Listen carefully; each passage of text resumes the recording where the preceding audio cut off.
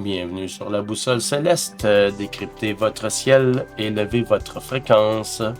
Je suis Patrice Dufour et aujourd'hui on explore la planète qui tourne le plus vite dans votre tête, Mercure.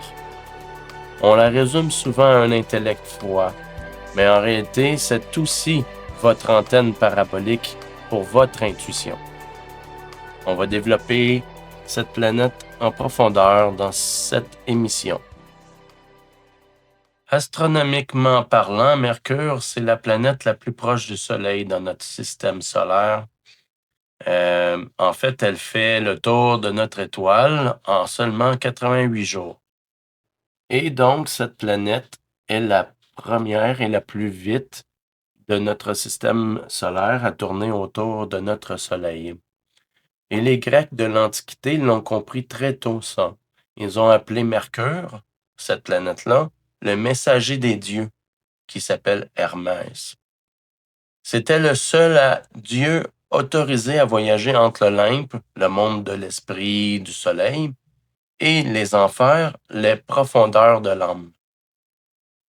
Donc, Mercure, c'est la capacité à faire des mathématiques. Oui, effectivement, c'est même une partie importante du symbolisme de Mercure, mais c'est aussi un agent de liaison.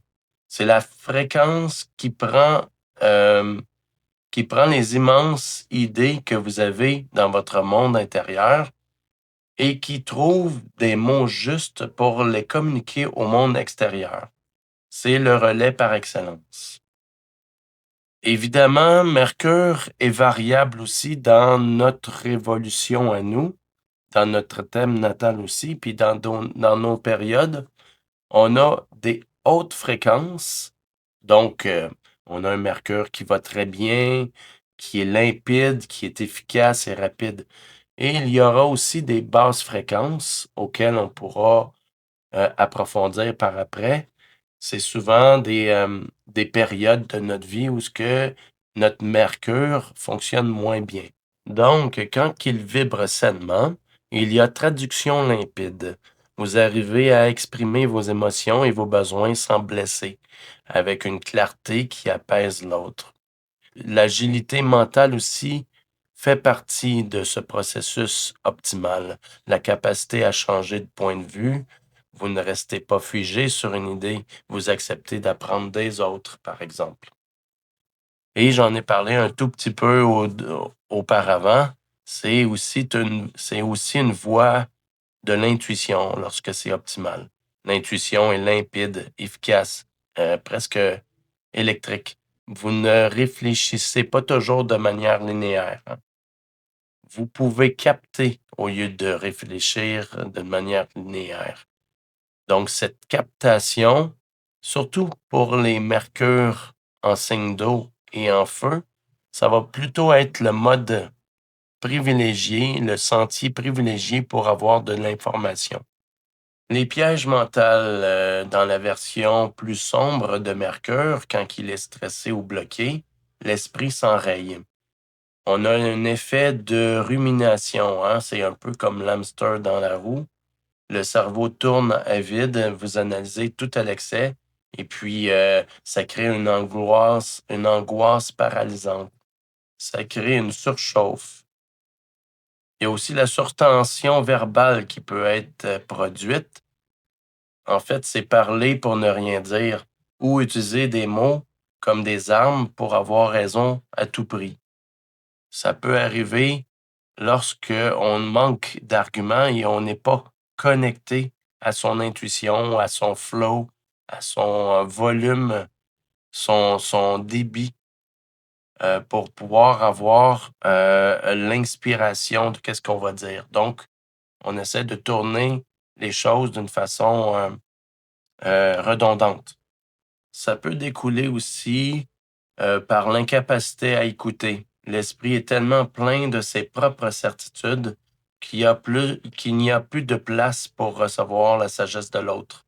Et par le fait même, on manque l'occasion d'apprendre de l'autre, de son environnement. On ferme les écoutilles.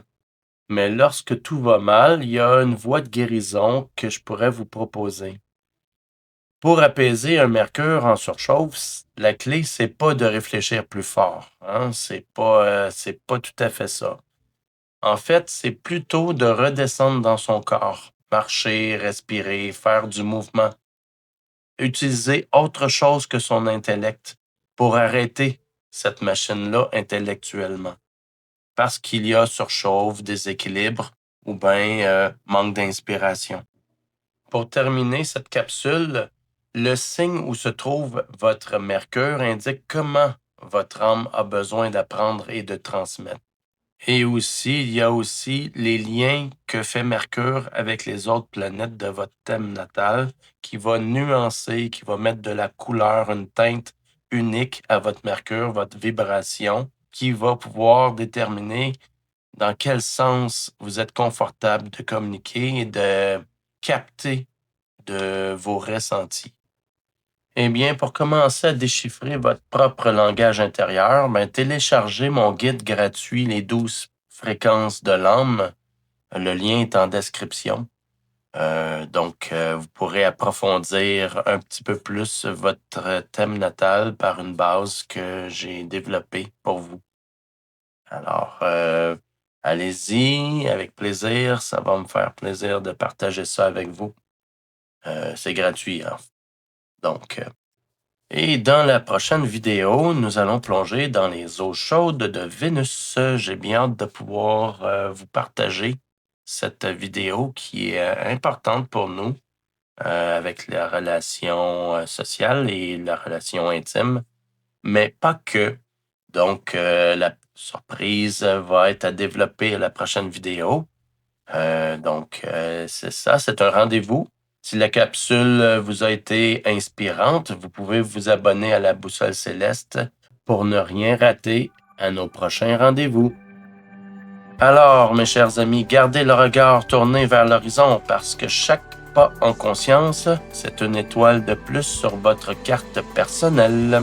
Prenez soin de votre lumière et à très vite.